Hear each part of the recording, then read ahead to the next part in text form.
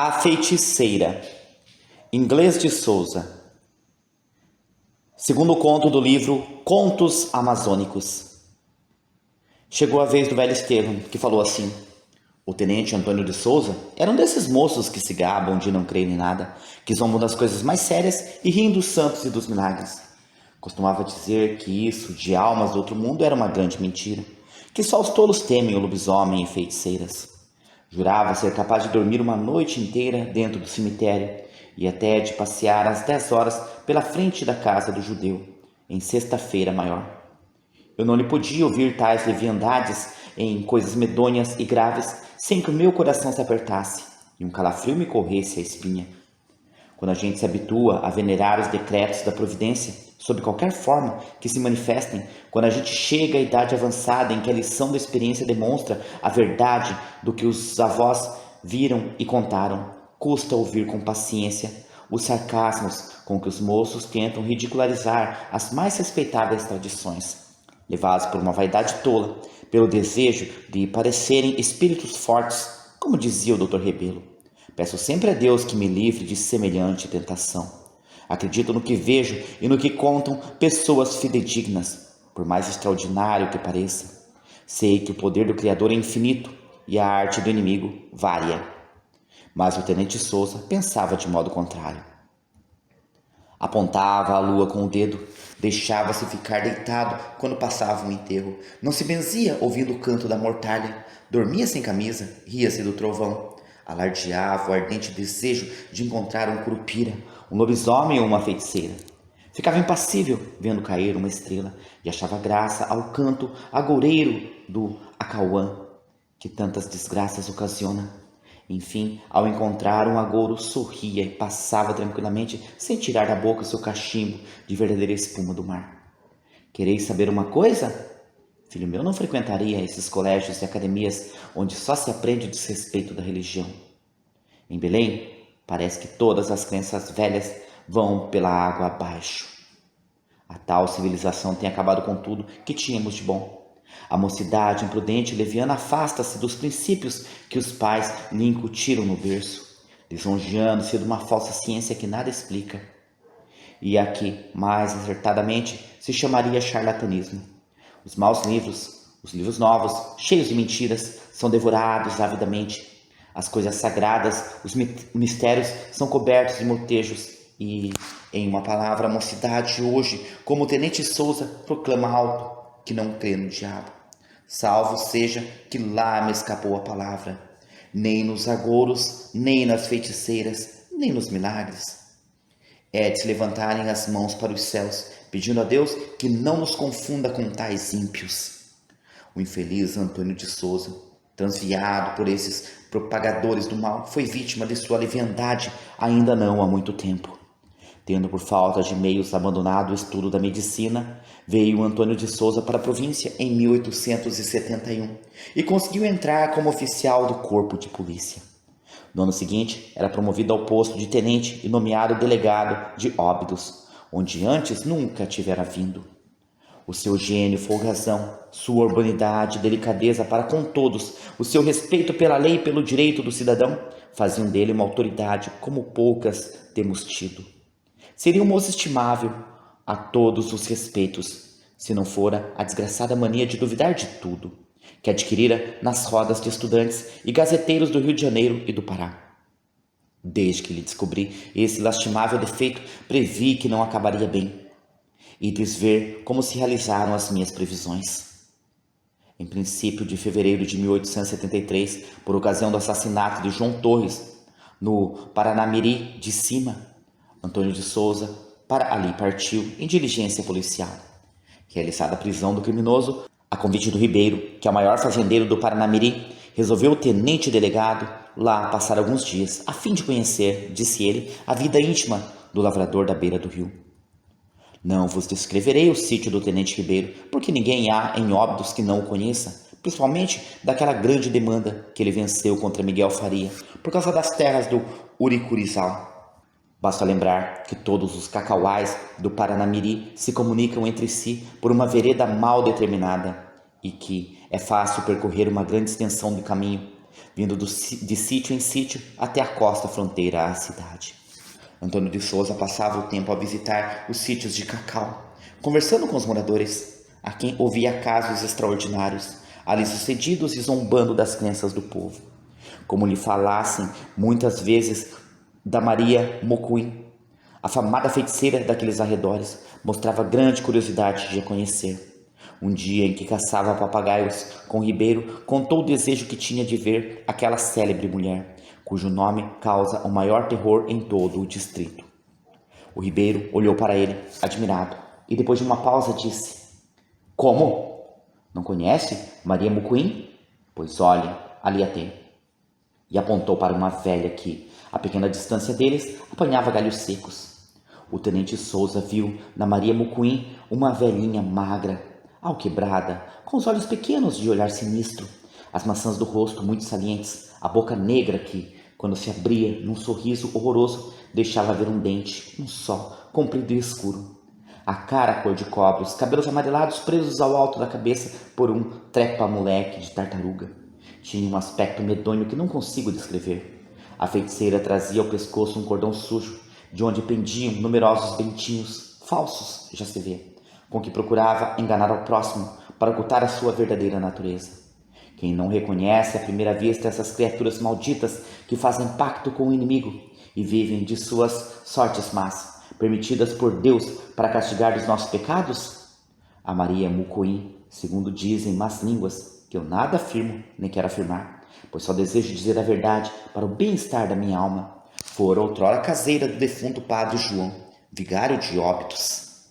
Depois que o reverendo foi dar contas a Deus do que fizera cá no mundo, e severas seriam ser, segundo se dizia, a tapuia retirou-se para o Paranamiri, onde, em vez de cogitar em purgar os seus grandes pecados, começou a exercer o hediondo ofício que sabeis, naturalmente, pela certeza de já estar condenada em vida. Quem nada pode esperar do céu, pede auxílio às profundezas do inferno. E se isto digo, não por leviandade o menciono. Pessoas respeitáveis afirmaram-me ter visto a tapuia transformada em pata, quando é indubitável que Mucuim jamais criou aves dessa espécie. Mas o Antônio de Souza é que não acreditava nessas toleimas. Por isso, atreveu-se a caçoar da feiticeira. Então, tia velha, é certo que você tem pacto com o diabo? Lá me escapou a palavra maldita, mas foi para referir o caso tal como se passou. Deus me perdoe. A tapuia não respondeu, mas pôs-se a olhar para ele com aqueles olhos sem luz que intimidam aos mais corajosos pescadores da beira do rio. O rapaz insistiu, admirando o silêncio da velha. É certo que você é feiticeira? O demônio da mulher continuou calada e, levantando um feixe de lenha, pôs-se a caminhar com passos trôpegos. Souza impacientou-se. Falas ou não falas, mulher do... Como o moço de agora, o tenente gastava muito o nome do inimigo do gênero humano. Os lábios da velha arregaçaram-se, deixando ver o único dente. Ela lançou ao rapaz um olhar longo, que parecia querer traspassar-lhe o coração. Olhar diabólico, olhar terrível, de que Nossa Senhora nos defenda, a mim e a todos os bons cristãos. O riso murchou na boca de Antônio de Souza, a gargalhada próxima a arrebentar ficou-lhe presa na garganta, e ele sentiu o sangue gelar-se-lhe nas veias. O seu olhar sarcástico e curioso submeteu-se à influência dos olhos da feiticeira. Quiçá pela primeira vez na vida soubesse então o que era medo, mas não se mostrou vencido, que de rija têmpera de incredulidade era ele. Começou a dirigir motejos de toda espécie à velha, que se retirava lentamente, curvada e trôpega, parando de vez em quando e voltando para o moço o olhar amortecido. Este, conseguindo afinal soltar o riso, dava gargalhadas nervosas que assustavam aos japiins e afugentavam as rolas das moitas do cacauau. Louca e imprudente mocidade! Quando a Maria Mucuim desapareceu por detrás dos cacaueiros, o Ribeiro tomou o braço do hóspede e obrigou-o a voltar para casa. No caminho ainda deram alguns tiros, mas de caça nem sinal, pois se em algum animal acertou o chumbo, foi num dos melhores cães do Ribeiro, que ficou muito penalizado e viu logo que aquilo era gouro. O Ribeiro, apesar das ladroeiras que todos lhe atribuem, é homem crente e de bastante siso. Quando chegaram à casa da vivenda, seriam 6 horas da tarde. Ribeiro exprobou com brandura ao amigo o que fizera a feiticeira, mas o desgraçado rapaz riu-se, dizendo que iria no dia seguinte visitar a Arapuia. Debalde, o sono do sítio, tentou dissuadi-lo de tão louco projeto, não o conseguiu. Era de mais a mais esse dia, uma sexta-feira.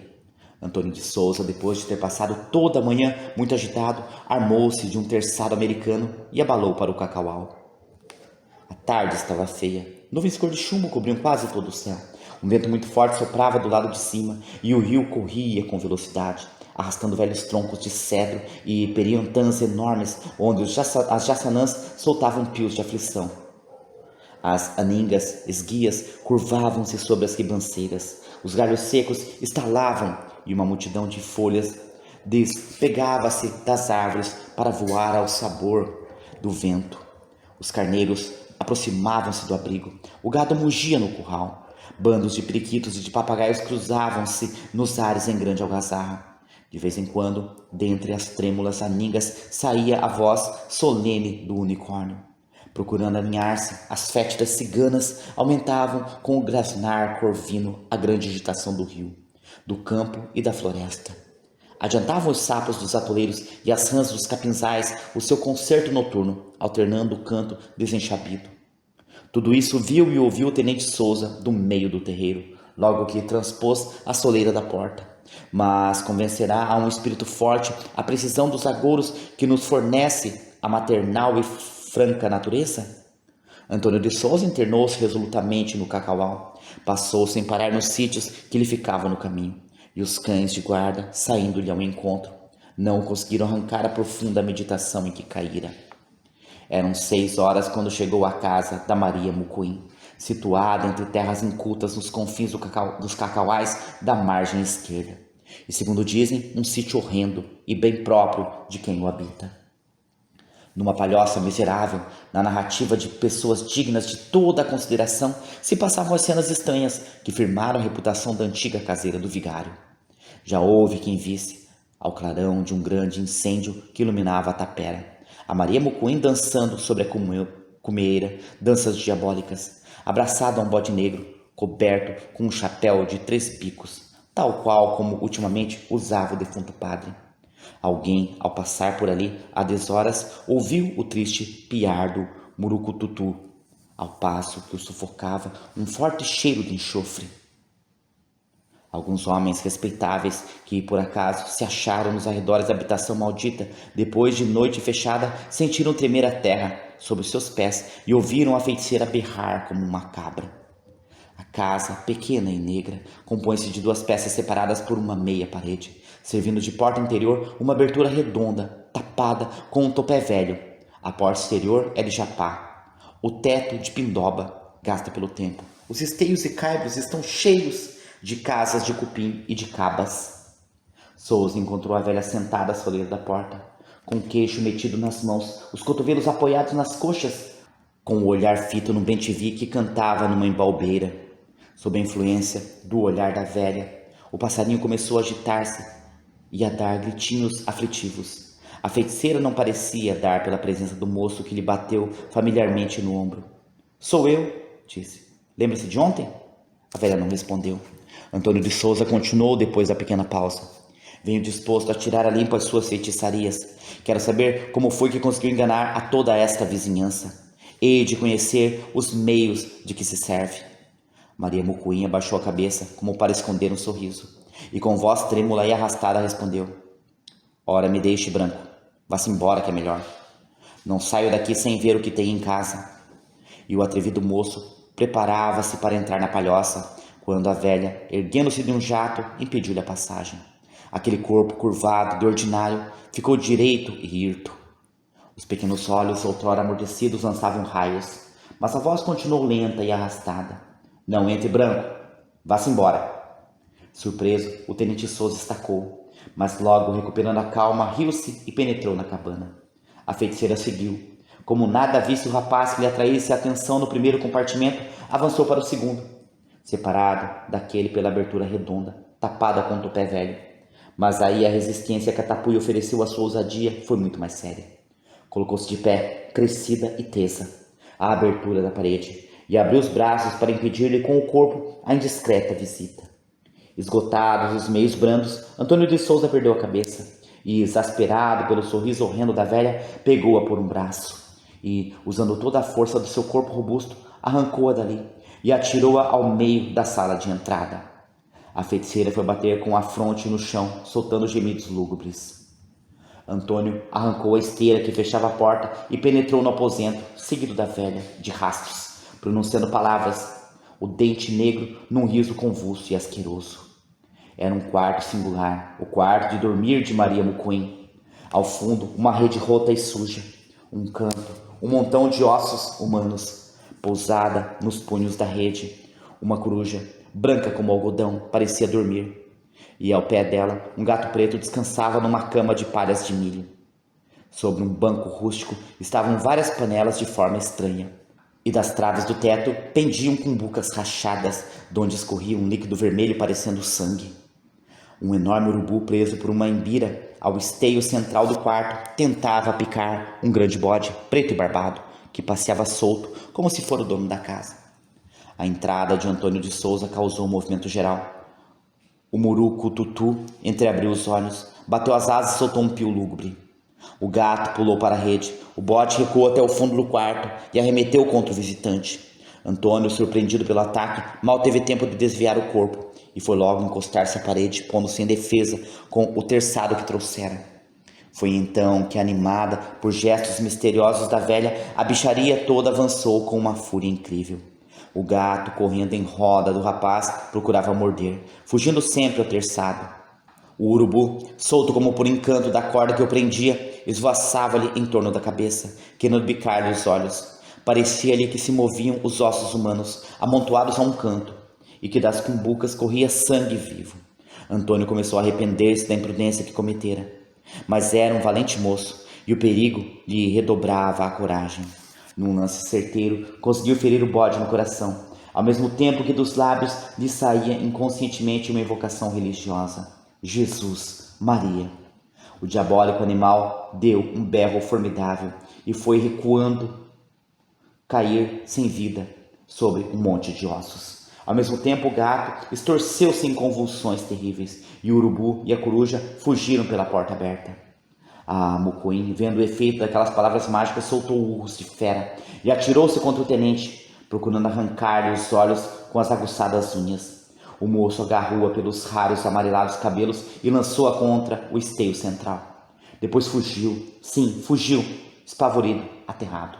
Ao transpor o limiar, um grito o obrigou a voltar cabeça. A Maria Mucoim, deitada, com os peitos no chão e a cabeça erguida, cavava a terra com as unhas. Arregaçava os lábios roxos e delgados e fitava no rapaz aquele olhar sem luz, aquele olhar que parecia querer traspassar-lhe o coração.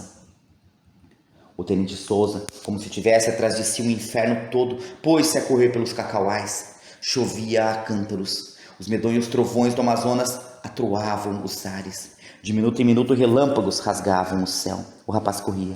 Os galhos úmidos das árvores batiam-lhe no rosto.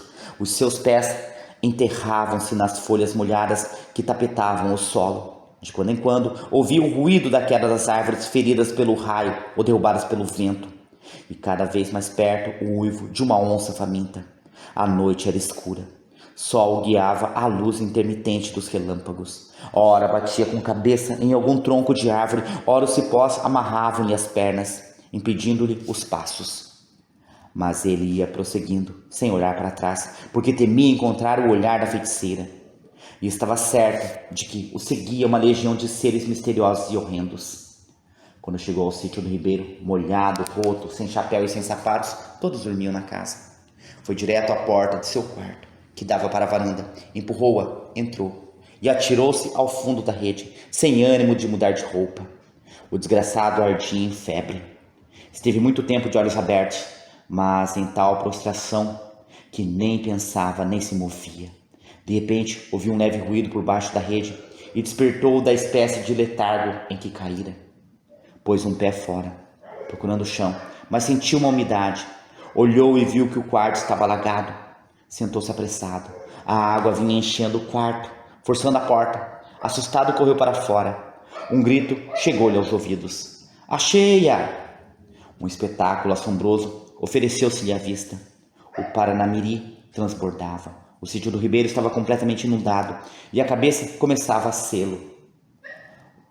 Os cacauais, os aningais, as laranjeiras iam pouco a pouco mergulhando. Bois, carneiros e cavalos boiavam ao acaso e a cheia crescia sempre. A água não tardou em dar-lhe pelos peitos. O delegado quis correr, mas foi obrigado a nadar. A casa inundada parecia deserta. Só se ouviam o ruído das águas e ao longe aquela voz. Achei-a! Onde estariam o tenente Ribeiro e a família? Mortos? Teriam fugido? Abandonado? O hóspede? A sua infeliz sorte? Onde salvar-se, se as águas cresciam sempre? E o delegado já começava a sentir-se cansado de nadar. Nadava. As forças começavam a abandoná-lo. Os braços recusavam-se ao serviço. Câimbras agudas lhe invadiam os pés e as pernas. Onde e como salvar-se? De súbito viu aproximar-se uma luzinha e logo uma canoa, dentro da qual lhe pareceu estar o tenente Ribeiro. Pelo menos era dele a voz que o chamava. Socorro! Gritou desesperado Antônio de Souza e, juntando as forças num violento esforço, nadou para a montaria. Salvação única que lhe restava no doloroso transe. Mas não era o tenente Ribeiro o tripulante da canoa. Acocorada à proa da montaria, Maria Mucuim fitava-o com os olhos amortecidos e aquele olhar sem luz que lhe queria traspassar o coração. Uma gargalhada nervosa do Dr. Silveira interrompeu o velho Estevão nesse ponto de sua narrativa. Fim.